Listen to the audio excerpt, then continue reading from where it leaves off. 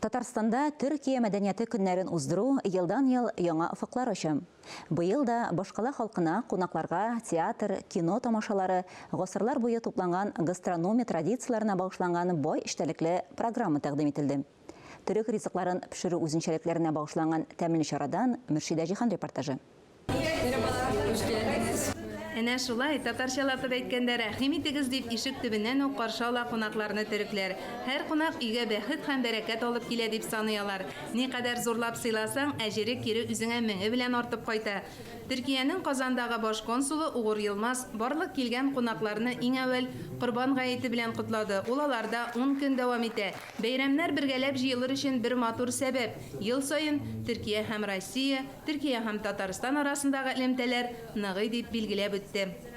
Türkiye-Tataristan ilişkileri günden güne gelişiyor, zenginleşiyor.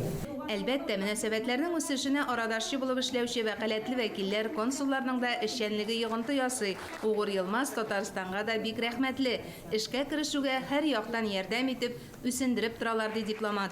Bugün işte Türkiye Kültür Günleri düzenliyoruz biliyorsunuz Kazan'da.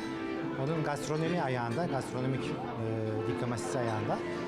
Халыкны үрфәтләр яшәтә. Төрек ашсулары безнең бай тарихи мирасыбыз белән бәйле. Төркия Анатолияның иң күркәм җиренә урнашкан. Анатолия кешеләре үз эшләренең остасы.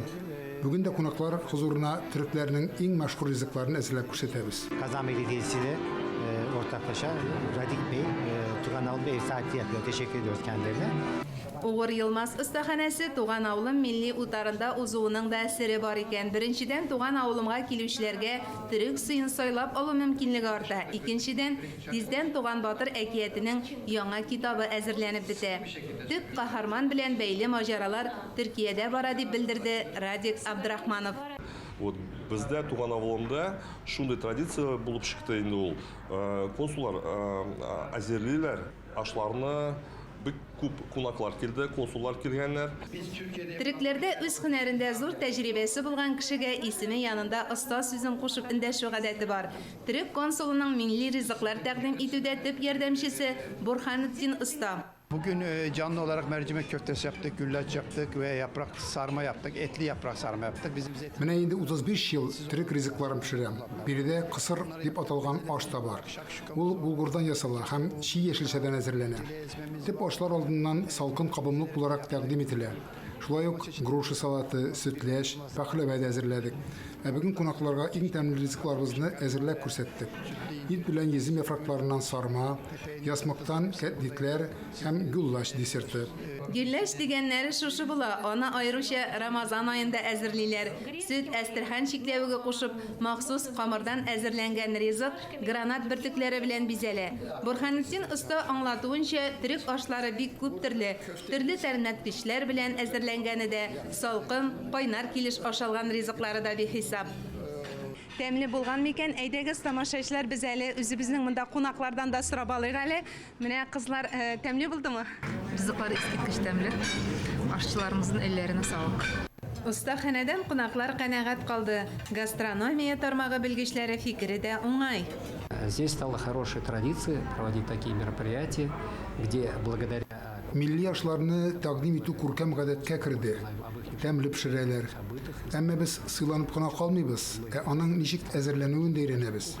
Шул рәвешчә үзебезнең татар ашларының да халыкара дәрәҗәдә танылуына мөмкинлек тудырабыз. Данное мероприятие нам очень полезно, и тем самым мы даем возможность через них транслировать нашу татарскую кухню, чтобы она приобретала статус международной кухни. Төрек мәдәнияте көннәренең югары дәрәҗәдә узуын остаханәгә чакырылган төрле илләрнең Казандагы баш консуллары да билгеләп үтте. Бүгенге безнең майрам ушундай жакшы болуп атат. Негизи биз түрк халк бирдей болуп атабыз. Түрк, казак, кыргыз, татар бүгүн баарыбыз бир дасторкондо отуруп, ушул тамакты бирге ичип атабыз. Дөрестән дә, аш бар, өйдә бәрәкәт бар. Төркия ризыклары ни өчен тәмле? Төрекләрнең ризыклары, аларның ашлары, аларның бөтен ризыклары ни өчен тәмле? Чөнки алар бик тә теге, менә татарчасы юк инде шуның. свежий дип әйтәбез бит инде. Яңа изелгән, яңа әзерләнгән. Менә шундый ризыклар, шундый чималдан файдаланалар алар. Менә аның иң ние төбендә яткан шул анар ул гына түгел әлбәттә, аларның бай булуы, кухнясының бик бай булуы. Чөнки анда берничә мәдәният, тарих буенча берничә мәдәният бергә кушылган. Ул бит анда алар гарәпләрдән дә өйрәнгәннәр, алар борынгы Византиядан калган әйберләрне дә өйрәнгәннәр. Бөтен халыкны кушып, менә шундый уртак, шул хәтле бай аларның менә бу ризык әзерләү культуралары дип әйтик инде. Чара барышында кунаклар татар мәдәнияте үрнәкләре белән дә танышты. Татарстан белән Төркия Республикасы арасында хезмәттәшлек елдан-ел арта.